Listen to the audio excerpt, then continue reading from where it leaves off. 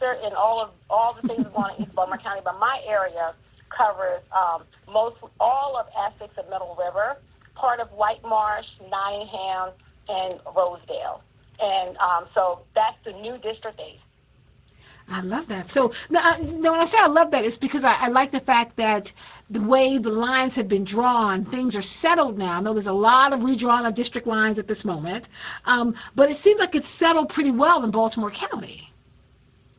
Well, I'm going to disagree with you. Okay, good. No, because I don't know. So then please tell me. Okay.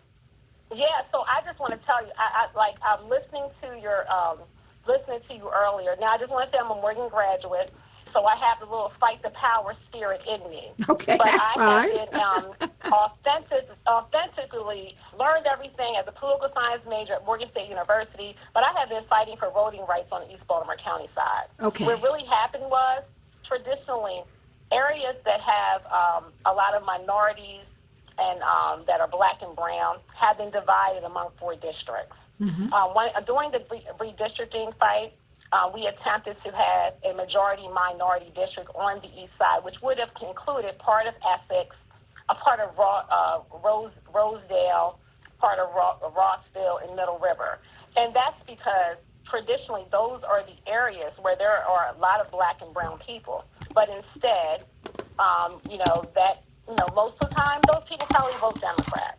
But I live in an area just like Archaea that has been Republican at the local level and at the state level since 2014.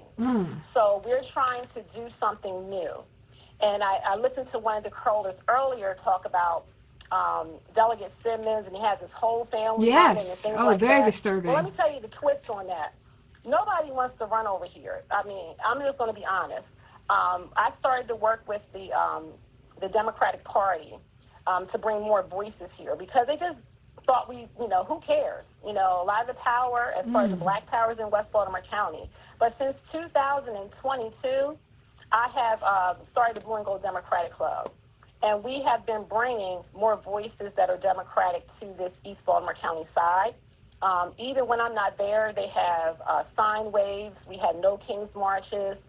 We're really showing up. And when I say show up, I recruited my husband to run for delegate. My merged sister, and so is Archaea. She's a part of the union, asked me. I encourage her to keep going, and she's running for delegate too. Love that. I also recruited somebody to run for school board. I got somebody, I already have a team, and making sure that we are going to take back our power because we can't do this alone. And I can't do it without having the right county executive. So, I vetted everybody, and I'm choosing Nick Stewart because he was the only one out of the candidates that said, you do need to have a majority-minority district, because it wasn't sexy, But right now, I am running this race, and I've been running for the last 2 years when they talked about redistricting. I was the only one who actually would go to different meetings and we have your outside events, and to explain the redistricting maps. So, it's not that just like Archaea, I'm not running for a title. Let me tell you, I have a great job. But if it's not who, then not me, then who? And sometimes I will call out things, regardless of party, that are not right. We have a whole bunch of scandal in Baltimore County, and I've been covering and speaking up about it because we need to have a seat at the table, and we need to take back our power to the people and not to big businesses and all those people who have different interests than what's best for East Baltimore County. Well, you actually covered all of my questions. Truly. I listen to you a lot, so I'm just excited to be here, so I'm sorry. No, I love it. By the way, she is proud Morgan State University alum. She's a member of Sigma Gamma Rho, NAACP, Greater Baltimore Urban League.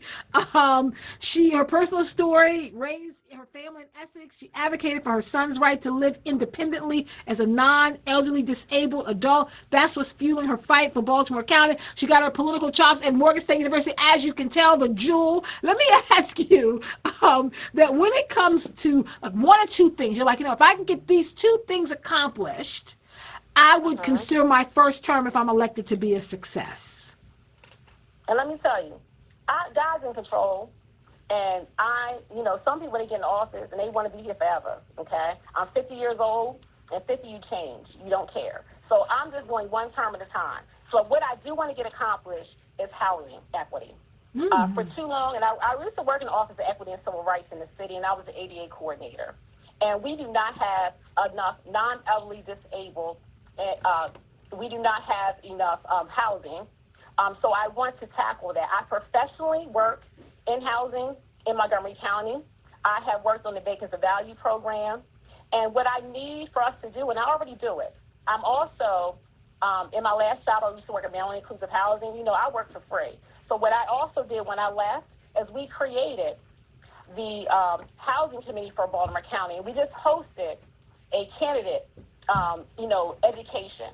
So, because many people are not as educated on me, that we need to subscribe to some of those HUD programs. So we can have programs like HUD 811, which my son goes to, but you know where he's at? In Harford County. HUD 811 is a rent subsidy for persons with disabilities. What happens to your child who might have autism? My son has never had a job. His Social Security is like $924 a month. But because he qualifies for the Developmental Disabilities Administration, which is another issue, he is able to get wraparound services. And let me tell you, my Morganite son, he's his living age, okay? So, I want to, black people, and even people that live in Bowley's Quarters, they don't know how to do that. This stuff shouldn't be just accessible to me because I know and I know how to talk to people. This should be accessible to anybody, because for too long, we don't have access to information, we as black people. But guess what? We're not the only ones. So in my first term, I want to make sure we lift that up. I also want to make sure we're wasting too much money on doing political favors.